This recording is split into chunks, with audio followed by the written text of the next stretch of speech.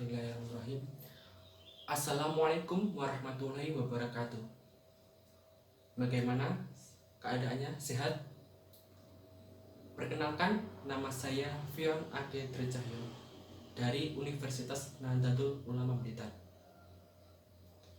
Di sesi pada siang hari ini, saya akan menjelaskan tentang Service Oriented Architecture, Case Study, and Information System Design.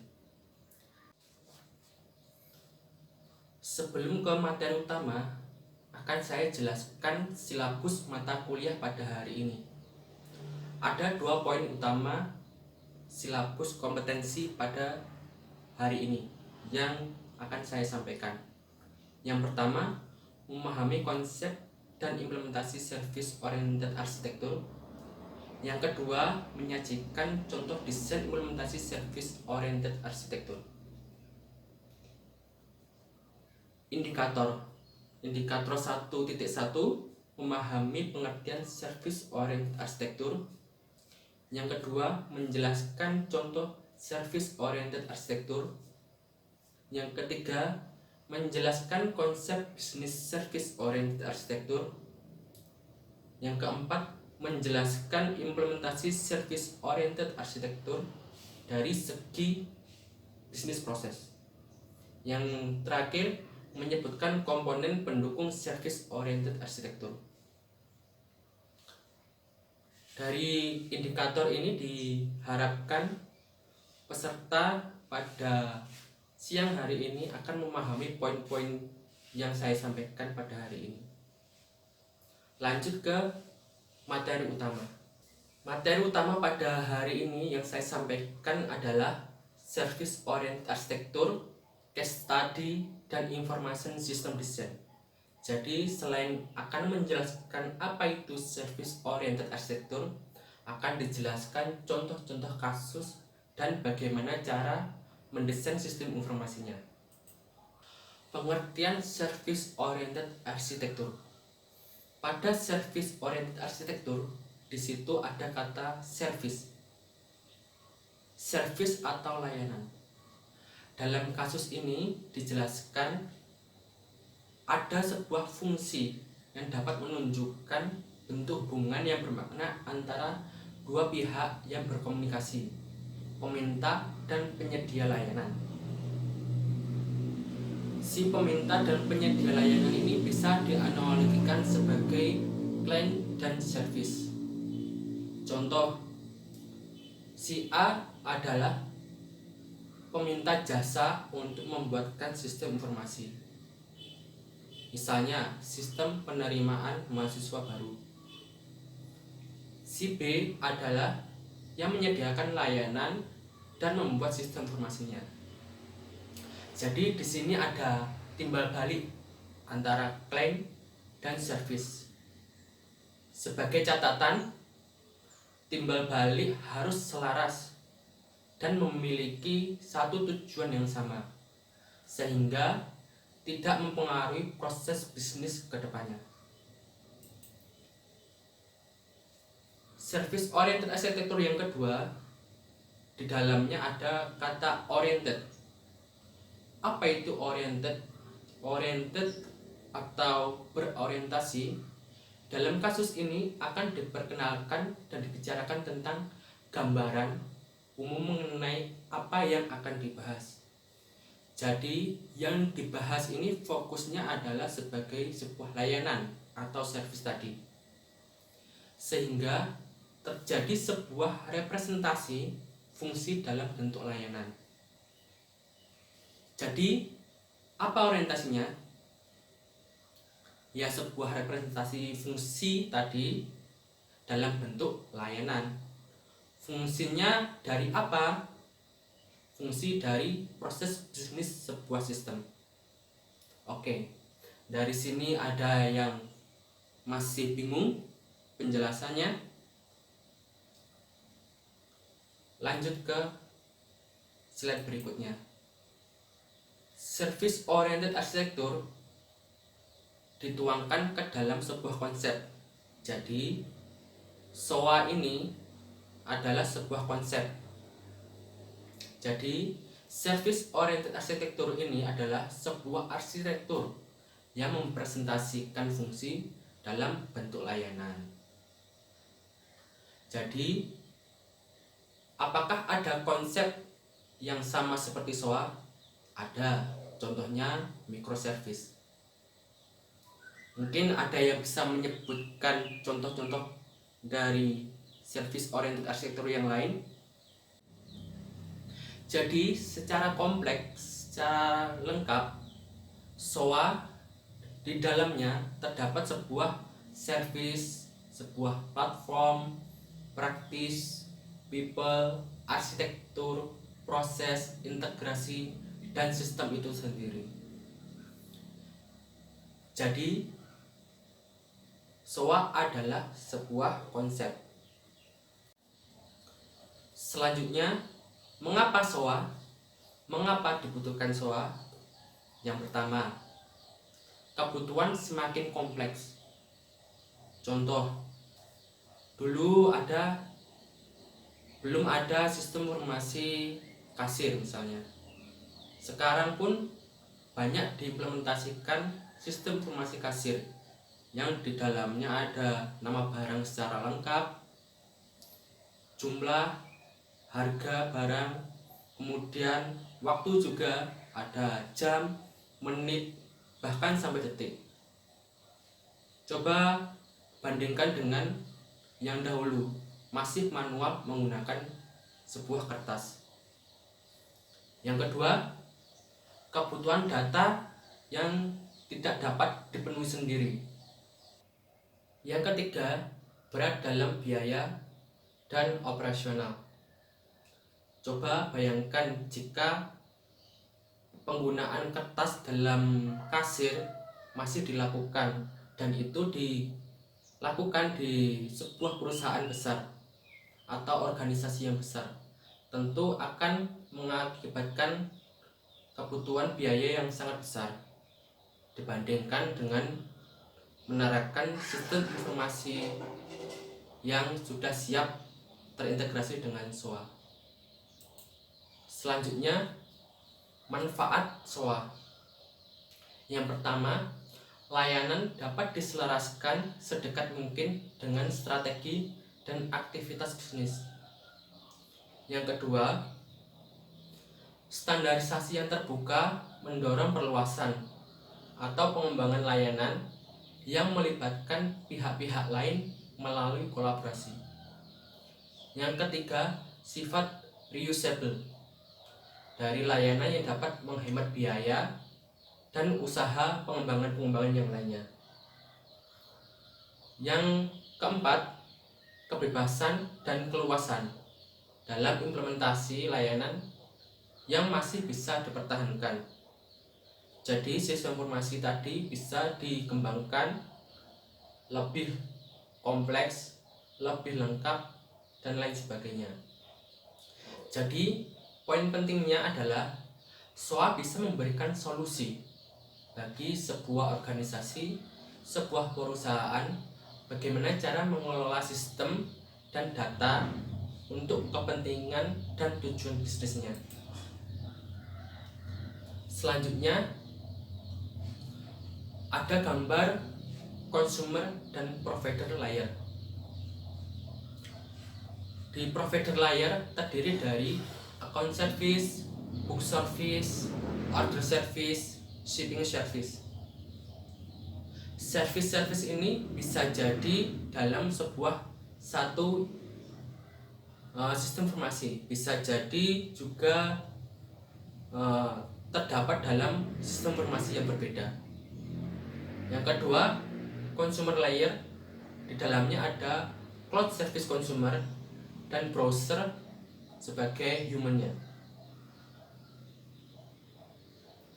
Kemudian untuk menghubungkan consumer dan layer ini terhubung ada ISP, Enterprise System Bus, yang akan menjembatani dan merespon permintaan users dan mengambil data dari database. Jadi dalam consumer dan provider layers akan dihubungkan sebuah ISB, Enterprise System Bus, yang menjembatani dan merespon kebutuhan yang ada pada servis melalui data-data yang tersimpan di dalam database. Selanjutnya ada case study, studi kasus. Ini adalah studi kasus yang sederhana, di mana dalam proses belajar mengajar, sebuah sekolah menggunakan sebuah sistem e-learning untuk memantau kegiatan belajar mengajar mahasiswa atau siswa. Mulai dari tugas harian, ujian tengah semester, kemudian UAS, ada juga kuis juga. Kemudian pada akhir semester kegiatan belajar mengajar, nilai semua siswa dalam satu kelas diminta untuk membuat rapor. Jadinya gurunya atau dosennya diminta untuk membuat rapor. Apa yang dilakukan? Pertanyaannya, apakah sistem e-learning bisa membuat rapor yang isinya kompleks? Bisa nggak kira-kira? Yang kedua, apakah sistem e-learning bisa memutuskan siswa naik kelas atau tidak? Bisa nggak? Oke, coba beri tanggapan dari pertanyaan ini dan sebutkan alasannya. Sampai di sini ada yang kurang paham? Apabila ada yang kurang paham, bisa tanyakan lewat komentar. Selanjutnya, apakah dibutuhkan sistem informasi yang baru untuk melengkapi kebutuhan dari sistem informasi e-learning?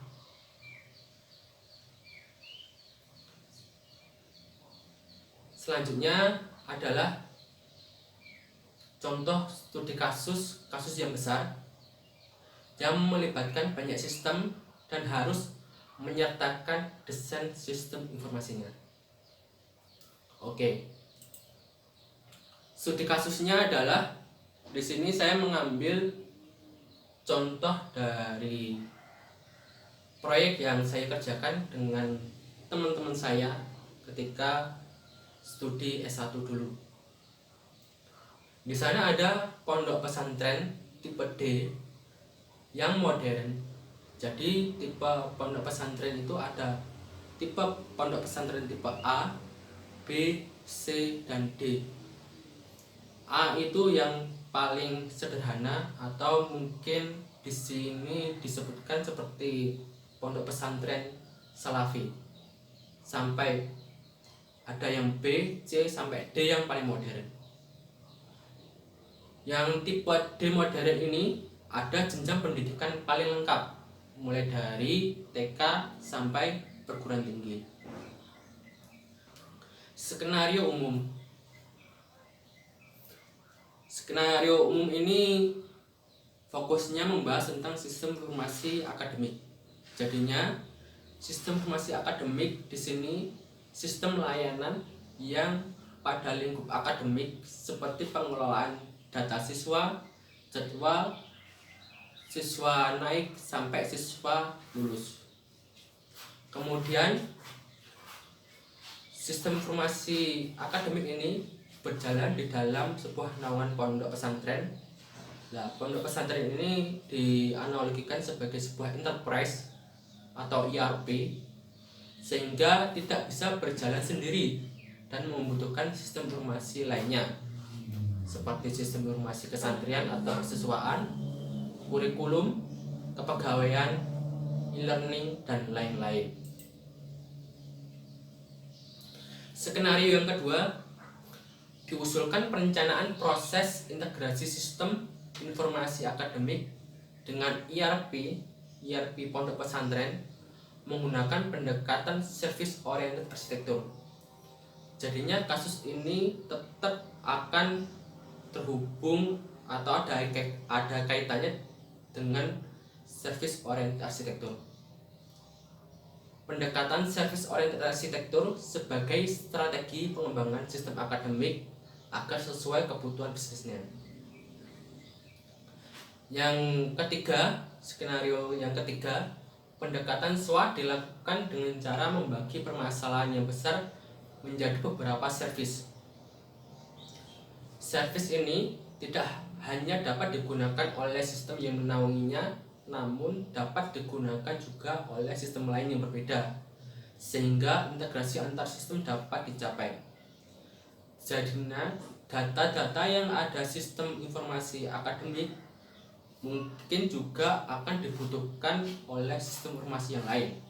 Begitu juga sistem informasi yang lain membutuhkan data yang ada pada sistem informasi akademik.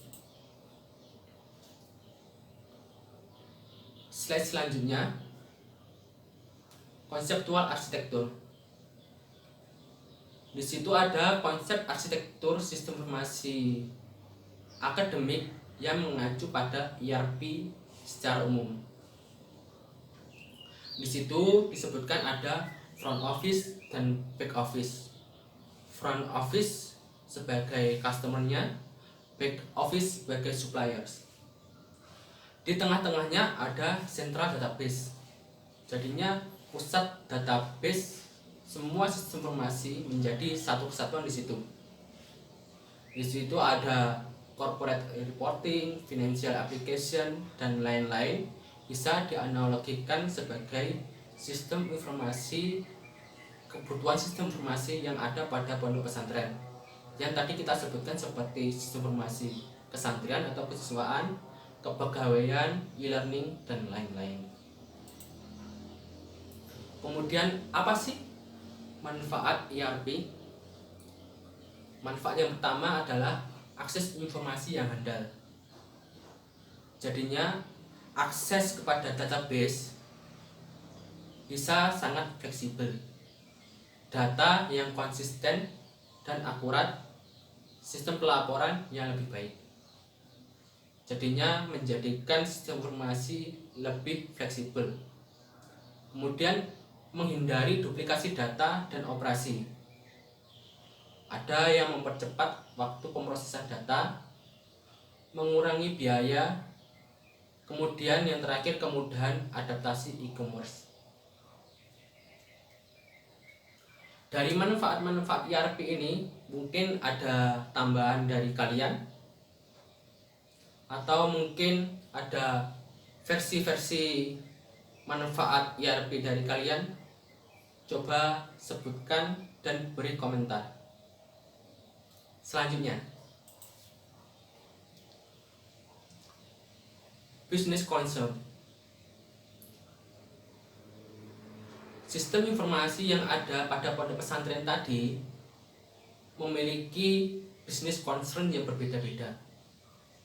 Di sini ada sistem informasi kesantrian, sarana prasarana, kegiatan pengurus, kepegawaian, e-dokumen, e-learning, sistem informasi kurikulum, akuntansi, keuangan, dan akademik tadi.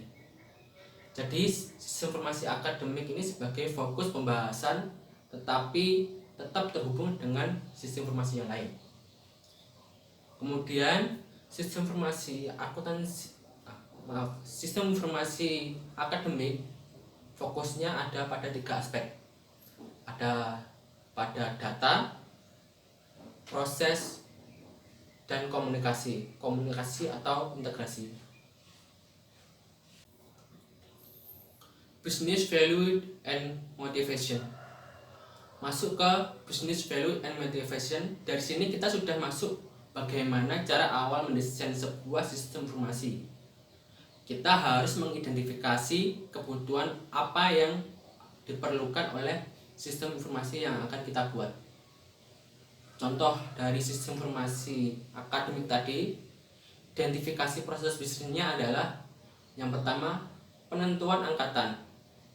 Yang kedua, penentuan tingkatan. 3, penentuan semester, penentuan kelas, penempatan siswa baru, penentuan jenis pengujian, penentuan aspek penilaian, penentuan grading, penentuan aturan nilai rapor, Kemudian yang ke-10 ada penentuan guru tiap mata pelajaran, penyusunan jadwal tiap kelas, penyusunan jadwal tiap guru, rekapitulasi jadwal tiap guru, pengaturan jam belajar tiap departemen, presensi, kenaikan, dan kelulusan. Yang terakhir, mutasi. Mutasi ini bisa mutasi keluar dalam artian siswa tadi bisa keluar, atau ada siswa pindahan yang masuk. Dari sini mungkin ada yang bertanya-tanya, tujuannya apa sih dibuat model seperti ini, model proses bisnis seperti ini? Jadi tujuannya adalah supaya orang awam mengerti apa yang kita sampaikan. Misalnya ada konsumen yang menginginkan sebuah produk sistem informasi. Jadinya bagaimana si developer yang membangun sistem informasi ini bisa menyampaikan secara mudah dan dapat dipahami oleh orang awam sekalipun. Selanjutnya, analisis bisnis dan desain review. Dari sini sistem informasi akademik yang berisikan proses-proses bisnis tadi dijabarkan secara detail, mulai dari siapa yang terlibat, di mana proses terjadi, kapan proses terjadi, bagaimana proses bisnis dilakukan, dan dokumen apa saja yang dibutuhkan. Misalnya contoh yang nomor 1, penentuan angkatan. Penentuan angkatan sebagai proses bisnis. Kemudian siapa yang terlibat? Yang terlibat adalah bagian akademik. Jadi bagian akademik ini yang menentukan terjadinya angkatan dalam sistem informasi tadi atau yang akan dibuat. Kemudian di mana proses terjadi? Di sekolah. Kapan proses bisnis terjadi? Awal tahun ajaran baru. Bagaimana proses bisnis dilakukan? Bagian akademik akan menentukan atau menambah angkatan baru sesuai tahun ajaran baru. Jadinya misalnya tahun ini adalah tahun ajaran 2020-2021. Jadinya bagian akademik harus menambahkan proses bisnis ini tadi ke sistem informasi yang akan dibuat. Begitu juga dengan proses bisnis yang lain. Yang nomor 2 ada penentuan tingkatan, penentuan semester, penentuan kelas, penempatan siswa baru. Slide selanjutnya nomor 6, penentuan jenis pengujian. Nomor 7, penentuan aspek penilaian. Kemudian ada penentuan grading, penentuan nilai rapor, penentuan guru tiap mata pelajaran, penyusunan jadwal tiap guru. Kemudian ada rekapitulasi jadwal tiap guru, penyusunan jadwal tiap kelas, setup jam belajar tahun ajaran baru, kemudian presensi, kemudian kenaikan dan kelulusan. Yang terakhir adalah mutasi. Slide selanjutnya, bisnis analis. Dari proses bisnis tadi harus diidentifikasi kebutuhan apa saja untuk memenuhi permintaan sistem supaya terpenuhi dan berjalan sesuai dengan ketentuan. Dalam bisnis analis, yang pertama ada penentuan angkatan. Penentuan angkatan ditentukan oleh bagian akademik. Dia menentukan penentuan angkatan pada awal tahun ajaran baru. Kemudian kebutuhan fungsional dalam sistem. Kebutuhannya adalah form input angkatan baru. Begitu juga dengan penentuan tingkatan, penentuan semester, penentuan kelas, dan lain sebagainya. Harus diidentifikasi kebutuhan fungsional dalam sistemnya. Kemudian ada juga penentuan jenis pengujian, penentuan aspek penilaian, penentuan grading, penentuan aturan nilai rapor, dan seterusnya sampai dengan mutasi. Slide selanjutnya, service and process model. Setiap poin yang ada pada proses bisnis tadi harus dibuat dalam bentuk sebuah database. Database-nya bisa menggunakan Oracle, MySQL, dan lain-lain. Tetapi dalam contoh kali ini saya menggunakan database MySQL. Kemudian isi database harus sesuai dengan kebutuhan form setiap sistem yang telah ditentukan tadi. Harus mengacu pada kontekstual pada slide sebelumnya. Kemudian untuk membuat DFD, data flow diagram, membuat entity relationship diagram kontekstual, kemudian entity relation physical serta data database, bisa menggunakan software DFD, software eDraw, software Google Cloud, Dataflow, dan sebagainya. Mungkin dari kalian ada rekomendasi software apa saja untuk bisa membuat DFD? Bisa tambahkan di komentar. Slide selanjutnya, manajemen guru. Manajemen guru di sini adalah hasil dari DFD. Poin penting dari manajemen guru ini adalah desain sudah terhubung dengan sistem informasi lain. Misal di poin 1 ada yang namanya permintaan data pegawai. Kemudian nomor 2, nomor 3, nomor 4, nomor 5 sampai nomor 6. Yang nomor 1 permintaan data pengajar itu terhubung dengan bagian kepegawaian. Jadinya yang berkuasa untuk membuat data tentang kepegawaian adalah sistem informasi kepegawaian. Jadinya permintaan data pegawai harus melalui persetujuan dari bagian kepegawaian. Kemudian ketika bagian kepegawaian di sistem informasi kepegawaian merespon, kemudian data dikirimkan ke bagian manajemen guru yang ada pada sistem informasi akademik, dan seterusnya. Termasuk di slide berikutnya tentang manajemen kelas. Jadinya ada bagian akademik, kemudian ada bagian yang terlibat biasanya e-learning dalam penentuan nilai, mulai dari nilai kuis, nilai ujian tengah semester, nilai ujian akhir semester, dan sebagainya. Slide selanjutnya, entity relationship diagram atau ERD. ERD digunakan untuk menyusun struktur data dan hubungan antar data, dan untuk menggambarkannya digunakan notasi, simbol, bagan, dan lain sebagainya, seperti gambar di samping. Memang terlihat sangat kompleks, sangat banyak, karena sistem informasi yang digunakan adalah sampai 10 buah sistem informasi, mulai dari tadi sistem informasi akademik, e-learning, e-dokumen, dan lain-lain. Misal contoh di situ akan saya jelaskan secara salah satu poinnya. Misalnya di situ ada proses bisnis tahun angkatan.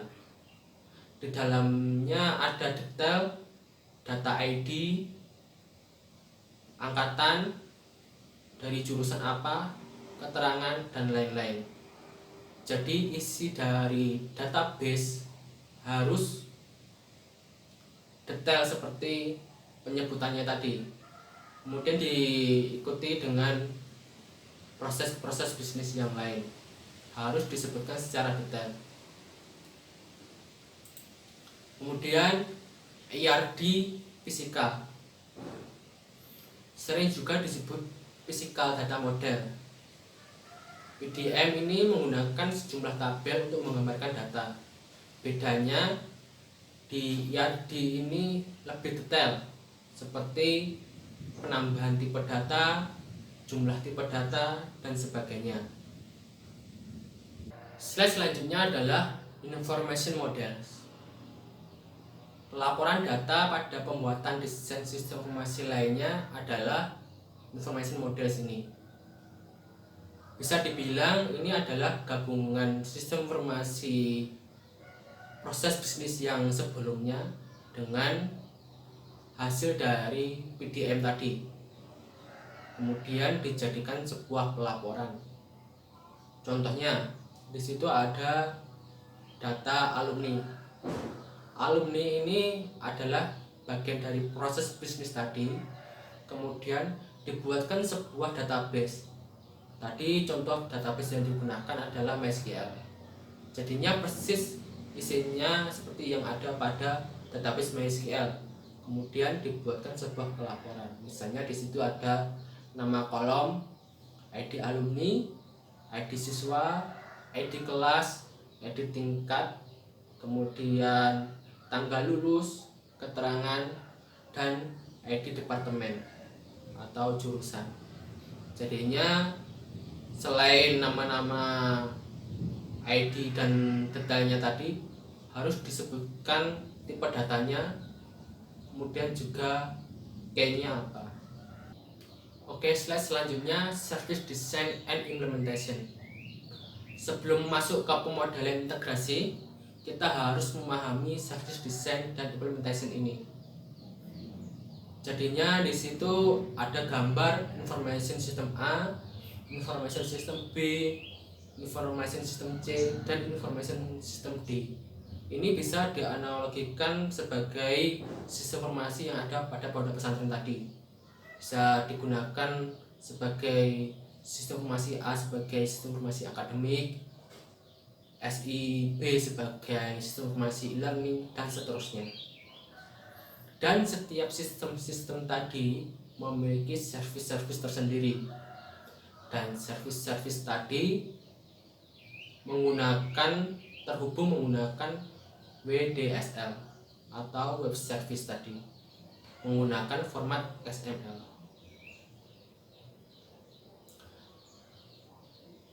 Information system A, information system B, kemudian service WDSL ini adalah bagian dari komponen SWA tadi yang sudah dijelaskan pada slide-slide sebelumnya. Slide selanjutnya, pemodelan integrasi antara sistem informasi akuntansi dengan sistem informasi lainnya. Di sini sistem informasi akademik terhubung dengan kesantrian. Di situ ada service akademik, kemudian service kesantrian. Yang terhubung harus melewati ISB, Enterprise System Bus tadi, yang sebagai sebuah penghubung antara kedua sistem tadi. Di dalam service kesantrian ada fungsi get santri, get status santri, get tahun masuk, search calon santri, set status santri. Jadinya fungsi-fungsi ini tadi ada pada XML, dan fungsi-fungsi ini harus sesuai dengan yang kita buat dari database yang sebelumnya. Harus ada kemiripan, harus ada koneksi supaya tidak terjadi kebingungan ketika mengakses datanya. Di situ ada request dan respon. Jadinya ketika service akademik meminta data nama santri misalnya, nama siswanya, kemudian service kesantrian meresponnya dan mengambilnya dari sebuah database. Ketika sudah siap dikirim, kemudian ketika dikirim harus melewati ISB, kemudian terkirim ke sistem service akademik tadi. Next, pemodelan integrasi antara sistem informasi akademik dengan sistem informasi kepegawaian. Sama seperti information system yang tadi, di sini service akademik meminta data dari service kepegawaian, yang service kepegawaian di dalamnya ada data pegawai, status pegawai dan bagian kepegawaian. Dan ketika servis kepegawaian mendapatkan datanya dari database, kemudian meresponnya melalui ISB dan dikirim ke servis akademik. ISB tadi bertugas sebagai implementasi komunikasi antara sistem untuk saling berinteraksi dan terintegrasi. Pemodelan selanjutnya adalah pemodelan akademik dengan kurikulum. Sama seperti proses sebelumnya, ketika servis akademik membutuhkan data yang tidak ada pada prosesnya, misalnya data mata pelajaran, silabus, kemudian RPP, kemudian servis kurikulum meresponnya, lalu mengirimkannya melalui ISB dan dikirim ke sistem informasi akademik. Slide terakhir adalah hasil implementasi desain web service dengan ISB. Pada gambar tersebut terlihat bagaimana seorang developer mewujudkan komunikasi sebuah sistem yang merequest data melalui format XML yang diambil dari sebuah database sesuai dengan permintaan service. Lalu service tersebut mewujudkan permintaan melalui ISB yang menjembatani proses tadi sesuai permintaan request. Jadi semua data alurnya untuk mendapatkan data satu ke data yang lain adalah demikian implementasinya.